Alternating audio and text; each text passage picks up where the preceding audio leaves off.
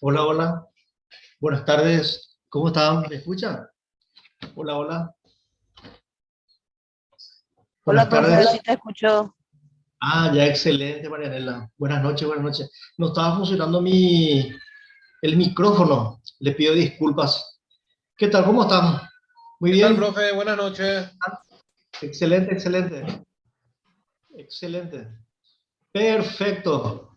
Entonces vamos a iniciar. ¿Cómo están? ¿Pasaron bien nomás? Sí, todo bien, profe. Calidad, qué calidad, qué calidad. Excelente. Un momentito, un momentito. Estoy,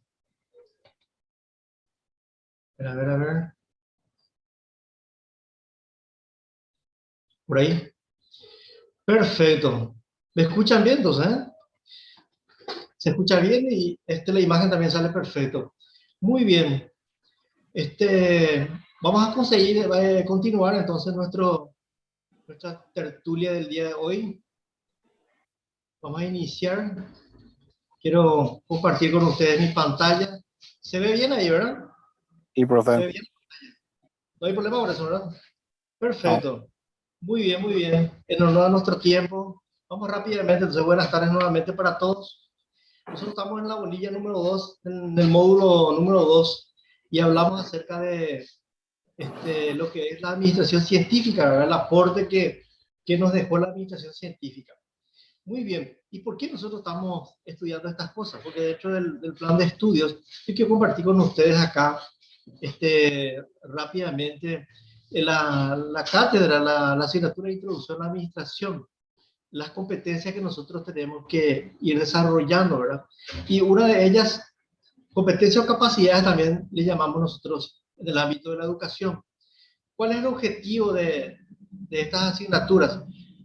Las competencias que se deben desarrollar en los alumnos el primero de ellos es analizar la evolución histórica de las diferentes teorías administrativas. Analizar la evolución histórica de las diferentes teorías administrativas. Y esto eso estuvimos viendo, ¿verdad? A partir de dónde, definición etimológica de la administración, de dónde provenía, ¿verdad? Del latín ad, ¿verdad? Que también es muy relacionado con la economía, ¿verdad? Que es administración del hogar. Estuvimos viendo las definiciones de algunos autores, nos quedamos con la definición de administración del autor George Terry, que decíamos que la administración es el proceso distintivo que consiste en la planeación, organización, ejecución, dirección y control de las actividades para producir un bien. El bien se produce y los servicios se brindan. Producir bienes o servicios a los efectos de obtener beneficios para la organización, ¿verdad? Para la sociedad. Entonces, a modo de que ustedes vayan comprendiendo un poquito, quizás esta va a ser la primera materia de asignatura en donde ustedes vayan viendo el cuadro de competencias también que ustedes tienen que desarrollar. Antes que nada, conocer de dónde viene la definición, la palabra administración, la definición de los distintos autores y también posteriormente comprender los distintos procesos en una organización, ¿verdad? Esos procesos administrativos que fueron descritos perfectamente por Henry Fayol, que estuvimos hablando que casi todas las definiciones de alguna u otra manera, como dice acá, el proceso administrativo incluye estos elementos de planeación, organización, dirección y control. Digamos, estos procesos, estas partes de los procesos, etapas de los procesos, ustedes lo van a dar desde ahora y hasta el final de la carrera. Perfecto. Y finalmente, lo que es en este apartado, distingue los diferentes tipos de niveles de organización. Niveles organizacionales. Las organizaciones, en qué consiste la organización y cuáles son los niveles jerárquicos. Inclusive nosotros hemos visto una pequeña pirámide donde dijimos que en la parte de la punta de la pirámide están las autoridades, ¿verdad? Las máximas autoridades de la organización. También vimos que la organización generalmente tiene un sistema piramidal y todas esas cosas, ¿verdad? Los efectos de que ustedes vean nada más y entiendan de cuáles son las cosas que ustedes deben ir manejando, esas competencias y tener el verbo digamos, el glosario de términos que tiene la administración. Perfecto, a modo de repaso nada más. Acá les traigo una pequeña comparación acerca de las dos teorías más importantes que hasta ahora hemos visto, ¿verdad? La teoría de Taylor es una teoría científica, que el énfasis de esta teoría está en buscar los métodos y los medios científicos para poder desarrollar las tareas. Quizás su mayor contribución a la gerencia fue justamente esto de dividir la división de las tareas y especializar esas tareas. O sea que Ferry Taylor se enfocó en las tareas, en las micro tareas. Les traje un ejemplo de una empresa productora de automóviles, de esta manera a ir dimensionando lo que estamos diciendo, ya desde el punto de vista práctico. Una cosa es la teoría, pero la competencia que yo tengo que desarrollar en ustedes, que nosotros debemos desarrollar, es que ustedes lo vayan llevando a la práctica, ¿verdad? Vayan entendiendo de que cómo se utiliza en la práctica. Entonces, Taylor, la tarea, y Fayol, Henry Fayol, considerado el padre de la teoría clásica, estudiaba la estructura, el organigrama, de cómo se tenían que organizar digamos, los distintos estamentos dentro de una organización. Taylor, sus principios se fundaban en una estructura formal y en los procesos organizacionales. Sin embargo, Fayol define a la administración como un acto de realizar las diferentes actividades administrativas, ¿sí? Que es un conjunto de un proceso. Decíamos también en la clase anterior que quizás Henry Fayol fue el primero que juntó todos estos conceptos. Siempre hubo planeación. Imagínense la pirámide de Egipto, que no se sabe si son 3.000 o 10.000 años de antigüedad que tienen, ¿verdad? Se tuvo que haber planificado, organizado a los trabajadores, dirigido la obra hasta su terminación. Entonces, vemos que la administración siempre existió, pero Henry Fayol fue el que dijo, no, es hora de que unamos todas estas teorías, estas etapas del proceso y la convirtamos en un análisis teórico. Perfecto. Por su parte, Taylor se caracteriza en el análisis del trabajo, ¿verdad? Incluyendo el principal aporte es justamente el estudio de los tiempos y los movimientos y la estandarización de las distintas herramientas. Estandarización significa, ustedes van a ver que acá los dos obreros están haciendo prácticamente la misma tarea y en la misma posición y en el mismo lugar. Y yo estoy seguro de que los dos, si comienzan en un mismo tiempo, deben terminar digamos, montar ese artefacto del vehículo en el mismo tiempo. A eso se refiere la estandarización de los tiempos. Y Henry Fayol finalmente enunció los 14 principios que vimos en la clase presencial, ¿verdad?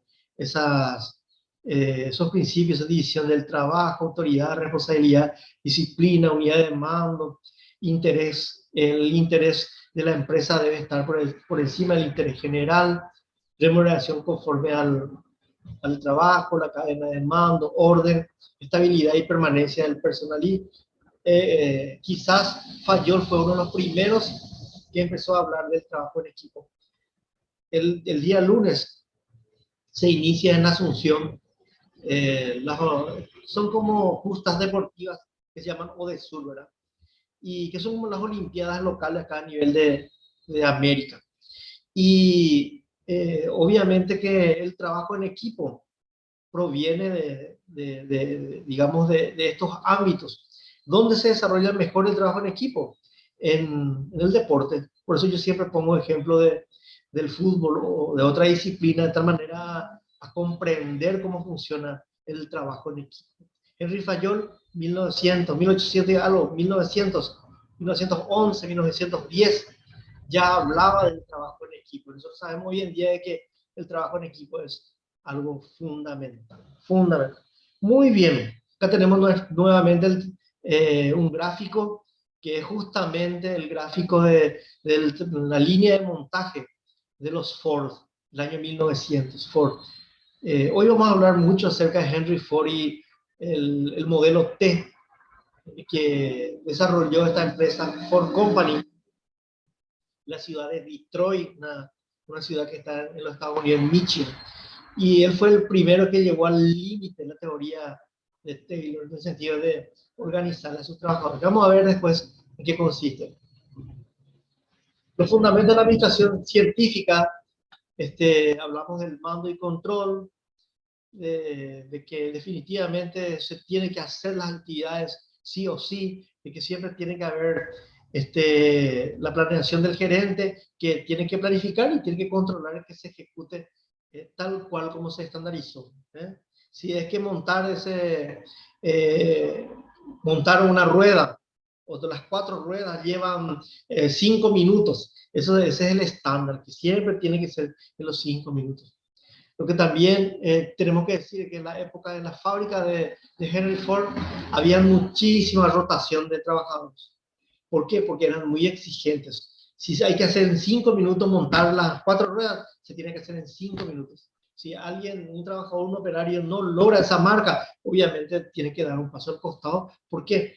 Porque los minutos suman.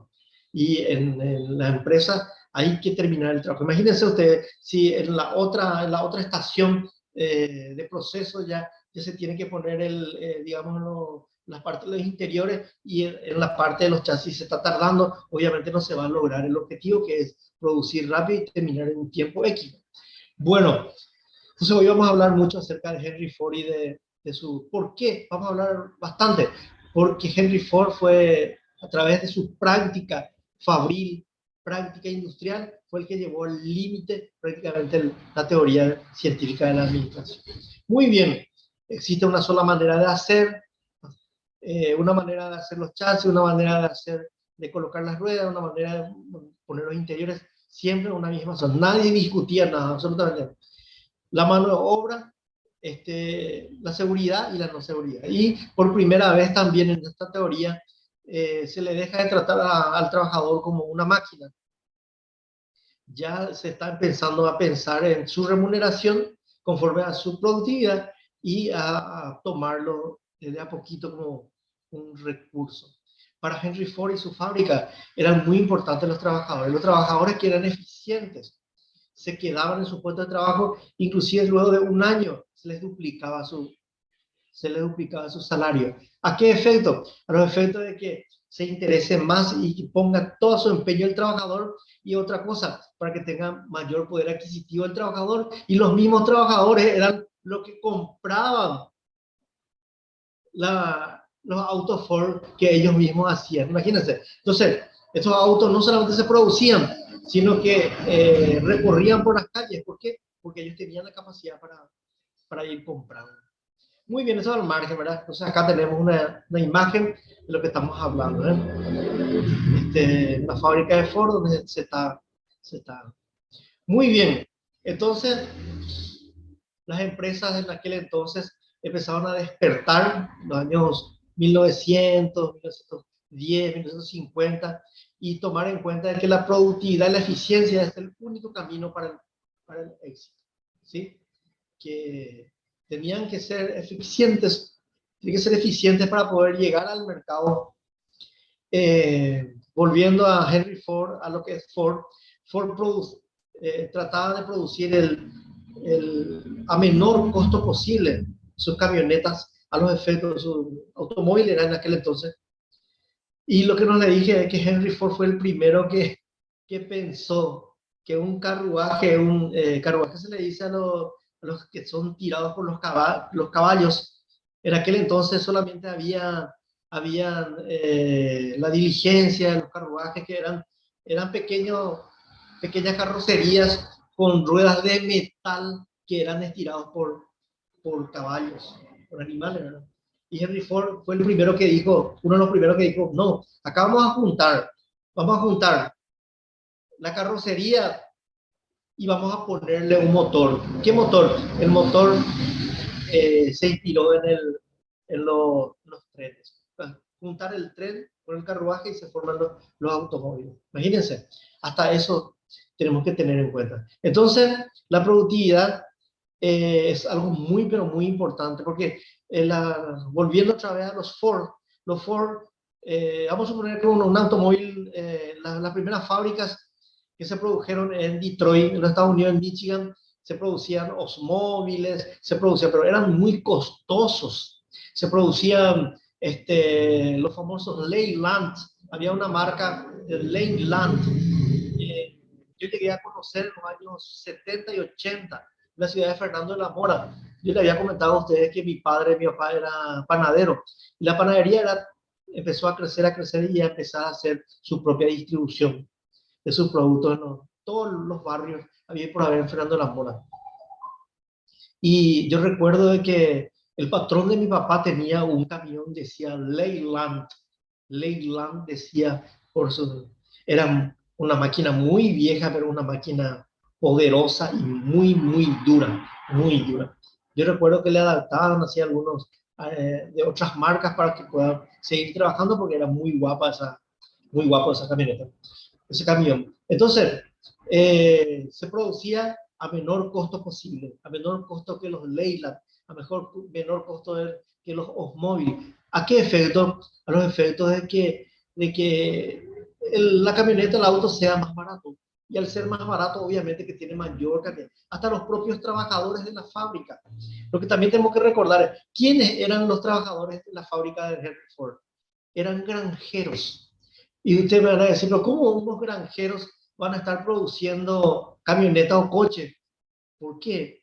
Porque Henry Ford tomó la visión con su equipo de trabajo de simplificar las tareas, hacer tareas no complejas, sencillas, que un granjero podía llevarlo a cabo. Si el granjero lo podía hacer y en un tiempo estándar, era contratado. Entonces, los granjeros iban a la ciudad de Detroit, a trabajar en las fábricas de los coches. Y tranquilamente podían adaptarse a ese trabajo. ¿Por qué? Porque las tareas eran mínimas, tareas sencillas, tareas que estaban bien estructuradas y encima les permitía a ellos abaratar los costos por la cantidad inmensa de granjeros que se iban a trabajar en la fábrica, y ellos tenían la posibilidad inclusive de elegir a los mejores, y después los mismos granjeros, los mismos trabajadores de la fábrica podían comprar su... ¿Por qué?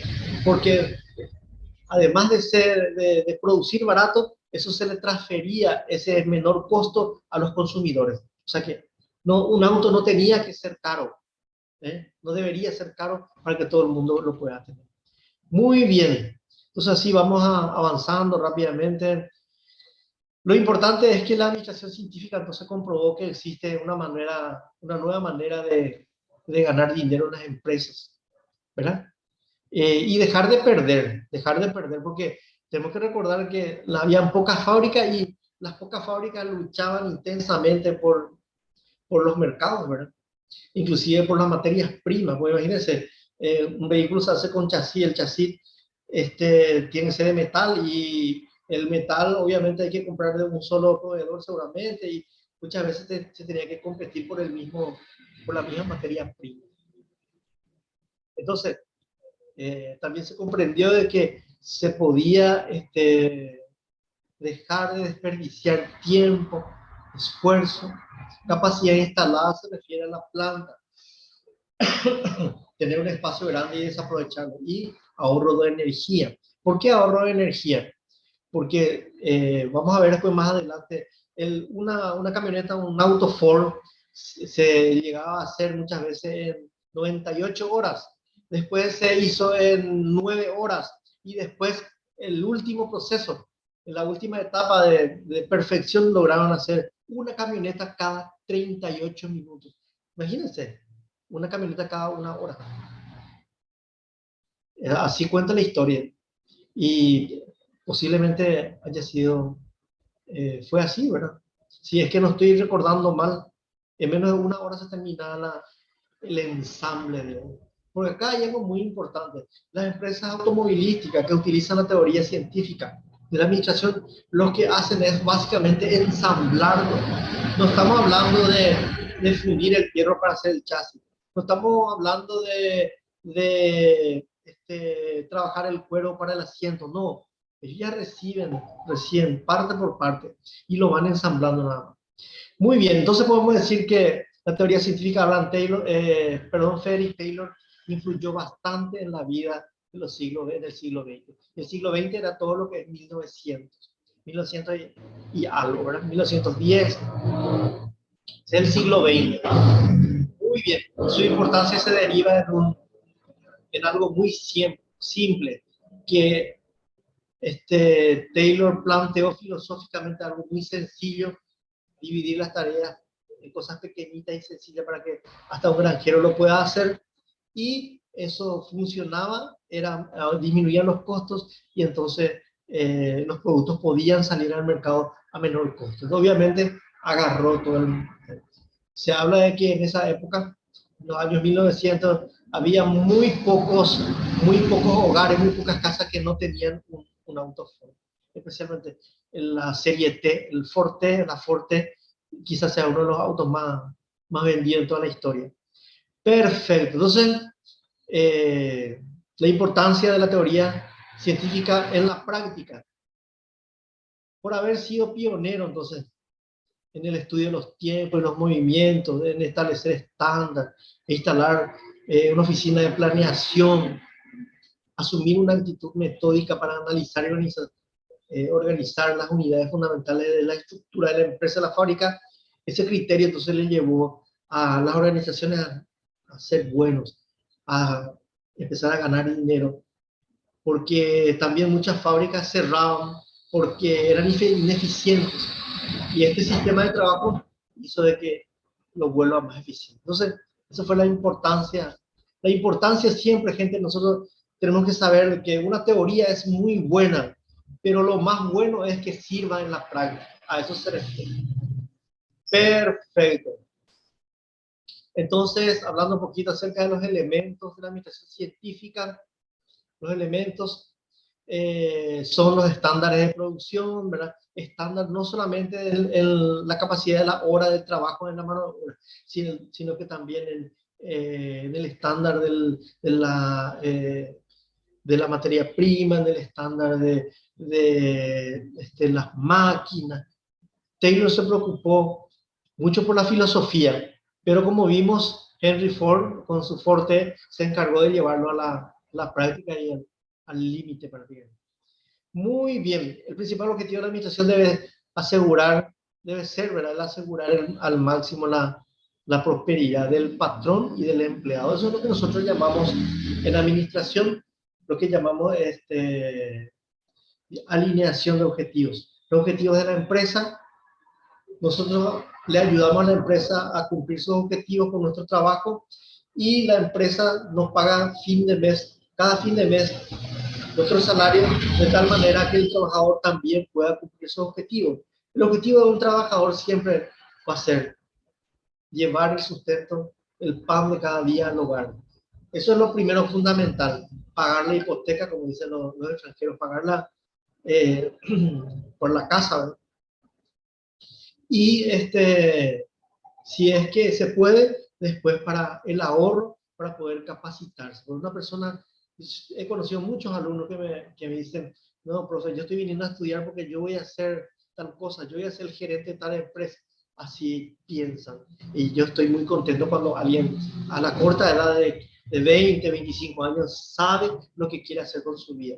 Entonces, nosotros podemos alinear, cumplimos a la empresa, ayudamos a la empresa a cumplir sus objetivos, y también nosotros cumplimos nuestro objetivo de llevar el pan de cada día a casa, al poder pagar la hipoteca, y otra cosa, para que nos sobre, con la capacidad de ahorro, nos sobre para poder destinar un poco de plata a nuestra capacitación, a trascender. El ser humano está llamado a trascender.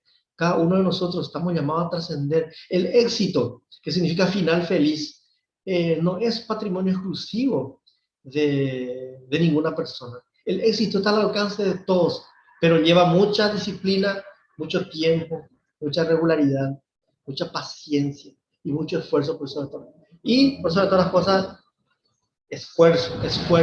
Todas las cosas llevan esfuerzo. En consecuencia, debe haber identidad e interés entre los empleados y los empleadores. Al alinear los objetivos, los dos intereses más importantes de la empresa y del trabajador se están cumpliendo. A grandes rasgos, para ir terminando esta parte, los aportes, entonces ya sabemos, de que fue el estudio de los tiempos y los movimientos, fijar los estándares, el plan de incentivo salarial, ¿sí? Plan de incentivo salarial al personaje, al personal, al obrero que produce, hay que trabajar, hay que darle por su trabajo, hay que recompensarle por su trabajo. El plan de incentivo salarial. Y recordemos que nuestro amigo Henry Ford le duplicó a sus trabajadores. Él podía, le salía tan barato su coche que le podía duplicar el salario a los trabajadores. ¿Pero para qué eso? Tenía un doble objetivo: mantenerle expectante, mucha expectativa y eficiente al trabajador, y por otro lado tener la capacidad para poder comprar también para su vehículo. Entonces, no solamente un granjero era productor, sino también era consumidor de su propio trabajo.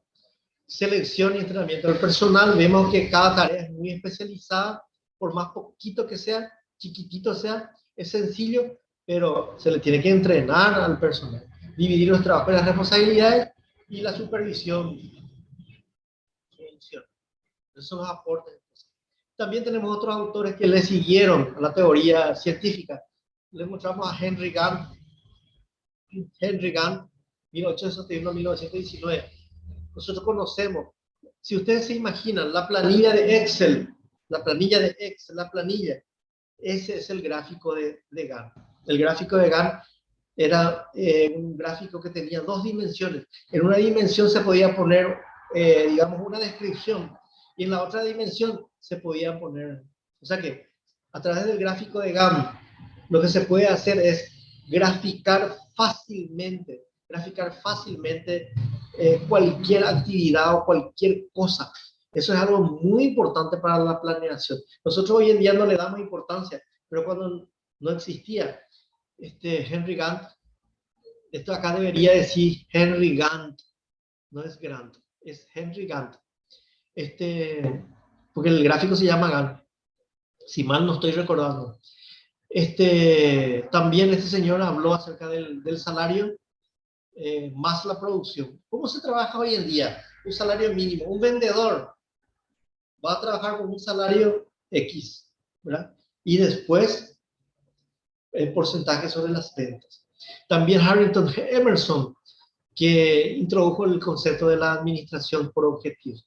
Administración por objetivos es algo también que es algo muy eficiente. Les voy a graficar rápidamente en qué consiste la administración por objetivos. En los años 90, finales de los 90, principios de los 2000, yo trabajaba en una institución pública y teníamos 264 agencias en todo el país. Y yo incorporé este tema de la administración por objetivos. ¿Cómo? Empecé a investigar cada agencia, cuánto vendía. Una agencia vendía 12 millones de guaraníes y nosotros nos reuníamos con ellos en su propia comunidad, en su propio distrito. Si era en San Pedro, nos reuníamos en Santana y ellos venían junto a nosotros. Y entonces, ¿cómo nosotros hacíamos la administración por objetivos? Le decía, usted, agencia, sucursal de Santaní, usted está vendiendo 12 millones de guaraníes por año o 12 millones de guaraníes por mes. ¿Qué le parece a usted? ¿Qué le parece a usted? Le pregunto al principal autor. Esa es la diferencia que existe en la administración por objetivos, que el principal operario, el autor, trabaja en el establecimiento del objetivo. Yo le pregunto al jefe o la jefa de la agencia, la sucursal de Santaní, usted está produciendo 12 millones. ¿Cuánto le parece a usted que puede producir 13 millones? ¿Puede producir 14 millones? Y me dicen los propios, me dicen, yo me comprometo a producir 15 millones de ingresos por mes. En serio, usted tiene la capacidad. Y ahí se habla, ¿verdad? Yo necesito esto, necesito más publicidad, necesito una camioneta, necesito una báscula, necesito para pesar su producto, y con eso ellos producían 15 millones. Y así sucesivamente. Es un trabajo de hormiga, pero les puedo decir, gente, que nosotros aumentamos un 20, un 30% nuestros ingresos en la peor época de la economía, que fue en los 2000, creo que fue 2007 por ahí, 2007, 2008, cosas así. Aumentamos nuestros ingresos. Pero ¿de qué manera aumentamos? aumentamos con la ayuda de los propios trabajadores. En eso consiste la administración por objetivo.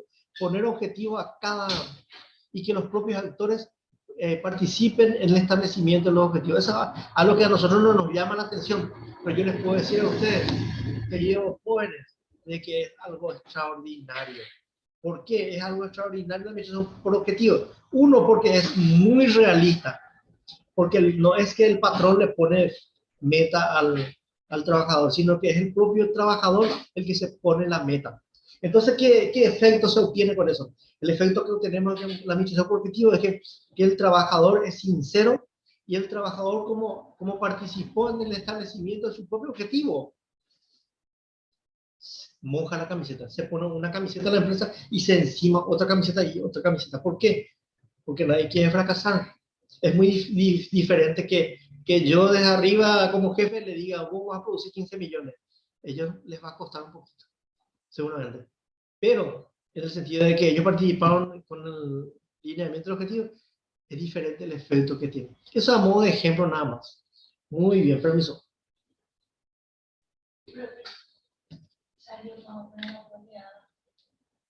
Perfecto, qué contento. Muchas gracias. Y no sabemos cuánto. Perfecto.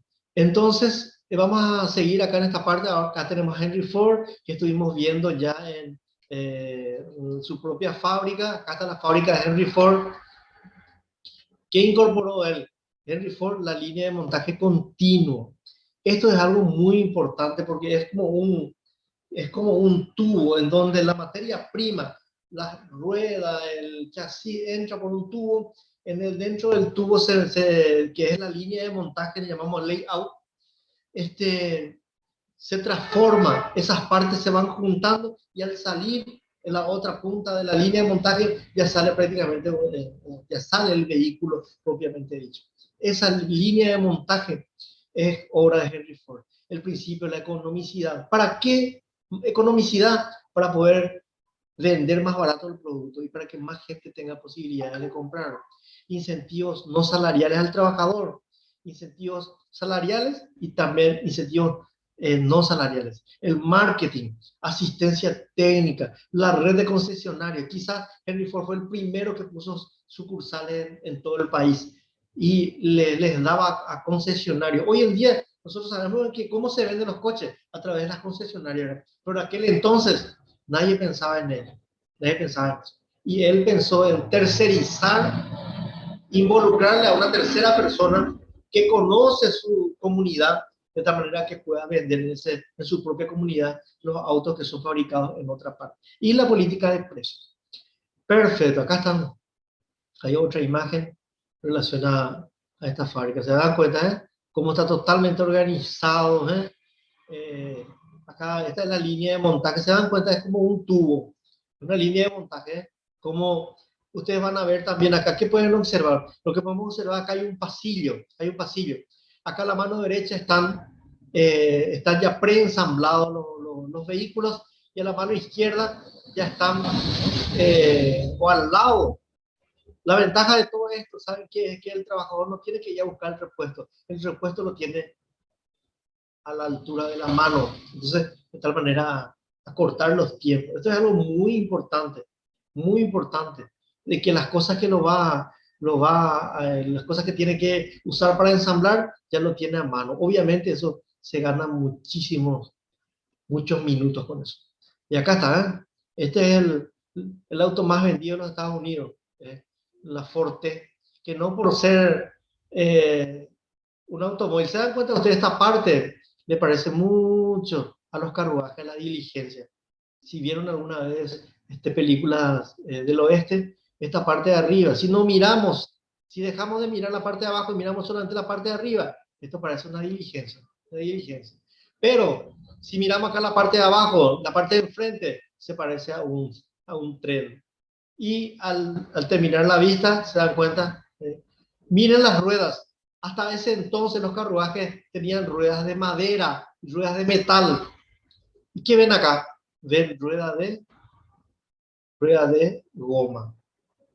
Quizás Goodyear, que fue quien inventó la vulcanización, haya colaborado para que estas gomas puedan existir. ¿Cuál es la ventaja de esto? Es confortable. Si esos carruajes en los caminos saltaban mucho, eran duros, no tenían suspensión, tampoco este tenía suspensión, pero es muy diferente andar con un automóvil con 4 ruedas de metal que andar con un automóvil con 4 ruedas de goma. Llamen ustedes si estoy en lo correcto o estoy errado. Todos estos avances requieren de planificación, requieren de utilizar muchas cosas, gente. Lo que tenemos que decir también desde el punto de vista práctico es, nosotros muchas veces queremos reinventar la rueda. La rueda ya fue inventada, lo que nosotros vamos a hacer es mejorar. Hasta ese entonces ya existían las fábricas, no hay problema, ya existían las ruedas, ya existían los motores de los trenes, ya existían la carrocería de los carruajes, pero a alguien se le ocurrió juntar estas partes y convertirlo en un producto. A eso se refiere. Muy bien, para ir terminando rápidamente esto, después para entrar con el tema de las preguntas, me quiero leer un poquitito la historia de Henry Ford de esta manera que ustedes puedan dimensionar lo que estamos hablando y qué importante que fue la teoría científica de Taylor. Entre finales del siglo XVIII, dice, y principios del siglo XIX, principios del siglo XIX, 1900, 1901, 1910, Detroit, que es una ciudad de Michigan, se está convirtiendo en un punto de encuentro para las empresas de factoría, significa fábricas de automóviles. Tanto las Olds, nosotros llegamos a conocer cerca en la cancha del Club Guaraní, yo he visto unos cuantos Olds. Hay un señor que vi, por lo visto, en la cuadra y colecciona. Estos son autos de colección. Eran autos de mucho lujo. Los Oldsmobiles, con una cadena de montaje como Henry Leyland, con su estandarización de componentes para sus Cadillacs, han sentado ya las bases imprescindibles para la explosión de la industria automovilística. Pero hay algo que cambia definitivamente cuando Henry Ford adopta esos sistemas en sus plantas de trabajo, ya que cabe decir que no es Henry Ford quien implementa la técnica. Acá están Charles Sorensen, Clarence Hardy, Ed Martin y Walter Flanders. Disculpen mi inglés. Ese fue el equipo de Ford que planificaron lo que iban a hacer y lo llevaron a la práctica. Lo que tenemos que decir también es, nosotros no imaginamos que ellos planificaron y empezaron a hacer, y obviamente que una cosa es la teoría y otra cosa es la práctica. Estoy seguro que en el momento de llevarlo a la práctica tuvieron muchísimos inconvenientes, pero la gente exitosa, los inconvenientes, los obstáculos, los convierte en desafíos, en retos. Imagínense en eso, de que no dejarse vencer, buscar la solución para poder seguir adelante. Entonces, empleó una mano de obra no calificada. Los granjeros que se llevaron a la ciudad a buscar fortuna. La clave del sistema fue dividir las tareas en micro tareas y llevar los componentes hasta el lugar, el puesto de trabajo, de montaje del propio trabajador, en vez de que estén esperando cada trabajador que se desplace el vehículo que fabrica hasta. Entonces, siendo así las cosas, esos obreros apenas necesitaban formación. Por eso yo le decía que los granjeros de un día para otro se convirtieron en operarios de fábricas. Además, un año después de que se empezaron a producir y les salió bien la producción, Ford duplicó el salario de sus empleados. ¿Para qué hizo esto? Uno de ellos era para elevar la moral de sus trabajadores, pero también era por el tema del marketing, el tema de mercadeo, ya que un trabajador mejor pagado podía retirar para su propio vehículo y convertirse en consumidor de sus propios productos. Entonces, la forma de sacar el máximo partido de la idea del montaje en cadena llega como consecuencia de uno de los beneficios que le comporta, que a su vez se convierte en el motor de un beneficio mayor. Con el trabajo en cadena, en manos poco cualificadas, Ford consigue reducir los costos y decide repercutir trasladar esa disminución del costo al precio. No porque sale barato, va a vender caro para ganar más, sino que ganar menos, pero en el volumen era el negocio. La implementación del trabajo en cadena permite que Ford, su modelo T, salga adelante. Es lo que le estaba diciendo. En un total de 84 pasos. O sea que en un principio, todo este montaje que vimos, todos estos montajes llevaban 84 pasos. ¿Sí? 84 pasos. Esos 84 pasos y el tiempo de producción de cada unidad se redujo drásticamente. De las 12 horas que llevaba a hacer un vehículo, se llegó que en 6 horas como ya se hacía. Después ya se hizo en 3 horas. Y por último, se podía hacer en 93 minutos. Imagínense, entonces, la teoría, la ciencia, la idea, mucho trabajo y la capacidad para nosotros los administradores tenemos que tener la capacidad. Todas esas cosas estaban sueltos. Del ejemplo de la Forte de Henry Ford. Estaba suelta por un lado la planificación, por el otro lado estaban los trabajadores, por otro lado estaba el marketing, por otro lado estaban los costos. Lo que la administración hace es coordinar todos esos esfuerzos hacia una meta. Eso es lo bueno, eso es lo que permite la ciencia de la administración. ¿Se dan cuenta? De 84 pasos de hacerlo en 12 horas, terminar haciéndolo en 93 minutos. Muy bien. Para ir terminando, queridos colegas, repasando nomás. La administración científica tenía varios principios. Nosotros vamos a ver la ciencia del trabajo, que dijimos que era descomponer, sistematizar, ¿sí? Eso, evitar todos esos movimientos que no llevan la pena, no valen la pena, ¿verdad?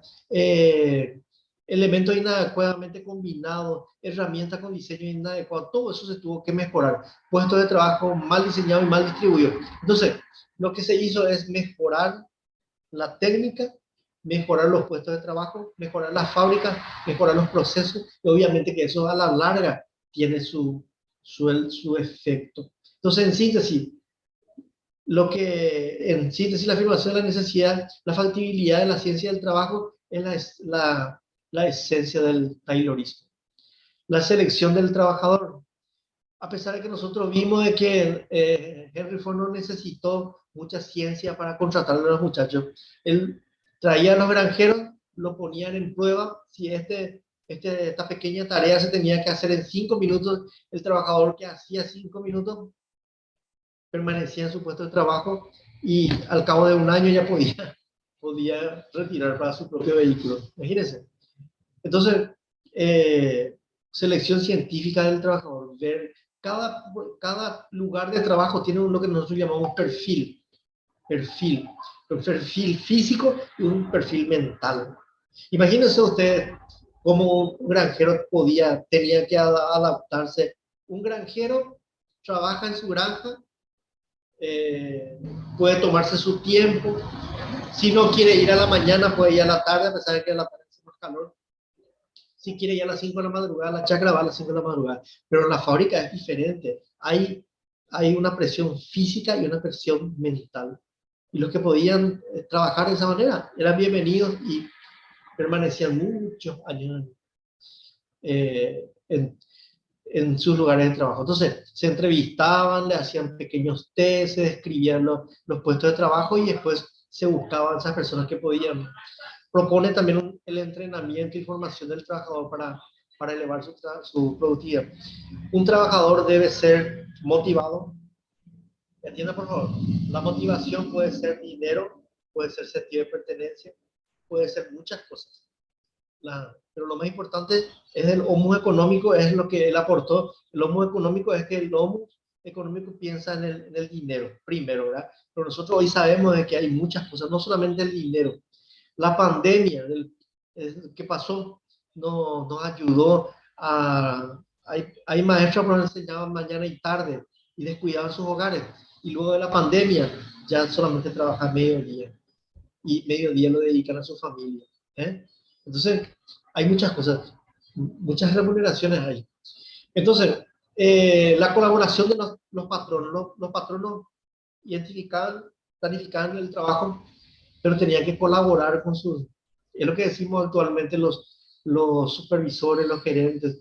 Nosotros no queremos supervisores, no queremos jefes tironza o gente que se beneficia de, digamos, del chisme o se beneficia del trabajador que no hace bien su trabajo.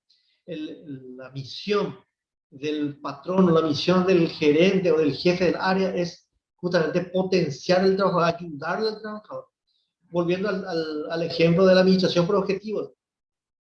Pues nosotros le decíamos a la gente de San Estanislao, tenés que producir 15 millones, vas a poder, porque ellos mismos se ponían esos 15 millones. Después ya le preguntábamos, yo te ayudo, ¿qué necesitas? Necesito una balanza, solamente eso nos pedía. Y una balanza cuesta 700.000 guaraníes nomás, o 500.000 guaraníes, y eso marcaba la diferencia. ¿Se dan cuenta? No solamente ir a imponer algo, sino que ir a trabajar juntos y a ofrecer ayuda. Ayudarle al trabajador para que entienda que es bueno lo que se está haciendo, para que capte, entienda y realice los métodos de trabajo de la manera más eficaz posible para poder tener productividad. Finalmente, podemos resumir entonces la administración científica, el cuarto principio, la planeación del trabajo. Se divide el trabajo, perdón, se dividen las responsabilidades. El patrono tiene que dirigir, le corresponde idear, planificar las tareas y después verificar para que se cumpla, que se haga. Porque una cosa muchas veces se planifica, pero no se lleva adelante. Entonces, siguiendo las instrucciones conforme los manuales. Entonces se diferencia el trabajo manual del trabajo intelectual entre pensar y hacer. Y nosotros decimos hoy en día que no solamente hay que pensar, sino también hay que hacer. Perfecto. Perfectísimo, apreciados futuros colegas. ¿Qué tal? Podemos ir despidiéndonos de a poquito. Si pueden activar, perdón, sus micrófonos. ¿Qué tal? ¿Está bien así? ¿Cómo podemos entender de qué se trata entonces la teoría administrativa? La teoría administrativa es una filosofía, para mí es una filosofía, pero que después se convierte en algo extraordinario cuando la filosofía se lleva a la práctica. ¿Qué piensan ustedes? A ver, Héctor, ¿qué tal, Héctor? ¿Me escucha? ¿Sí? ¿Qué piensa usted de lo que hizo Henry Ford con su teoría científica? ¿Qué podemos decir al respecto? Y realmente fue un visionario porque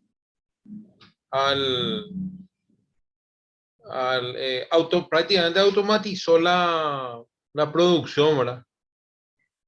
Exactamente. Sí, sí, sí. No recuerdo cómo es el término, pero haciendo así por cada trabajador una partecita.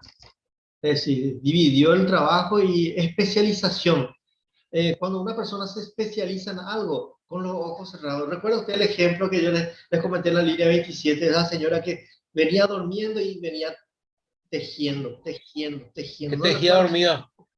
Dormido. Entonces, cuando uno aprende a hacer algo, inclusive con la misma cosa. Yo, por ejemplo, ejecuto la guitarra, ¿verdad? Y cuando tenía 10 años, tenía que mirar las notas, tenía que mirar dónde estaba mi do, mi re, mi si, mi fa, mi sol, ¿verdad? Pero después con el tiempo uno sistematiza y parece que los dedos automáticamente se van ubicando en sus respectivos puestos. Y así también en la administración. Y también el estudio de la administración es así, ¿verdad? En un principio parece que nos confunde un poco, ¿verdad? Pero después parece que de a poquito, como dice un cantante, el panorama se va aclarando, ¿verdad? Y la misma cosa nosotros podemos hacer en nuestros puestos de trabajo, identificar cuáles son las tareas y ponernos metas, ¿verdad? Si es que en un lugar nuestra tarea lo hacíamos en 12 minutos, ¿verdad? Ver la posibilidad nosotros, la productividad, dice que el trabajador no puede también mejorar su propia marca, ¿verdad? Pensar como un atleta de olimpiada, ¿verdad? Puedo mejorar mi propia marca, pero, gente, todo tiene su límite. Puedo mejorar mi marca, pero sin descomponer la calidad, porque eso también es otra cosa, hacer rápidamente y dejar de hacer bien. Nosotros desde un principio vamos a hablar de la calidad, ¿verdad? Y lo ideal sería siempre hacerlo bien y desde el principio. Muchas gracias, Héctor. A ver, ¿quién más se pronuncia? ¿Qué más pueden decir? A ver. Están todos callados. ¿Sí? Muy bien, yo creo que en honor a nuestro tiempo ya es suficiente por el día de hoy y muchas gracias por la atención y recuerden siempre entonces que la filosofía está ahí, ¿verdad? La filosofía está, pero nosotros podemos llevarlos a la práctica y desde nuestro humilde puesto de trabajo para mejorar lo que se está haciendo. ¿Para qué? A los efectos de que podamos cumplir los objetivos de la empresa, de tal manera que la empresa nos ayude a nosotros. Yo no soy patronista, no soy patronista. Yo estoy defendiendo digamos, la visión del trabajador, pero es tan importante que la organización cumpla su meta de esta manera que nosotros también. Porque imagínense, si la empresa no cumple sus metas, difícilmente va a poder cada fin de mes cumplir con nosotros. Por eso es que es muy importante que la empresa cumpla sus metas, para que nosotros también podamos cumplir y podamos recibir las compensaciones para que podamos eso después destinarlo a la satisfacción de nuestros propios objetivos. Nuestro objetivo tiene 5 años. 5 años. Y tiene aproximadamente 40, 44 asignaturas. Pero tenemos que recordar que si los demás pudieron, si los anteriores que entraron a ustedes terminaron su carrera, hace poco vino a retirar su título una señora a quien le ayudamos para ubicar primero en qué parte del ministerio estaban sus papeles, ¿verdad? Y después ella vino a agradecernos. Yo les comento, apreciados jóvenes, que fácilmente la señora no puede entrar en discreción con la señora, pero nuestra egresada fácilmente se estaba por jubilar ya siendo jefa de recursos humanos de una importante institución de salud acá del barrio. Por eso ya les digo todo, el importante cargo ocupa la señora. Y él recibió su certificado, su título en 7 años, 6 años, un poquito más. Entonces, si ellos pudieron, gente, nosotros también podemos. Y así tiene que ser, ¿verdad? Está bien así, gente. Muchas gracias por la atención, éxito y feliz fin de semana. Porque gracias, profe. Igualmente para usted. Dale, gracias. Nos vemos. Chao, hasta la próxima. Chao, profe. Hasta la próxima. Chao, hasta la próxima.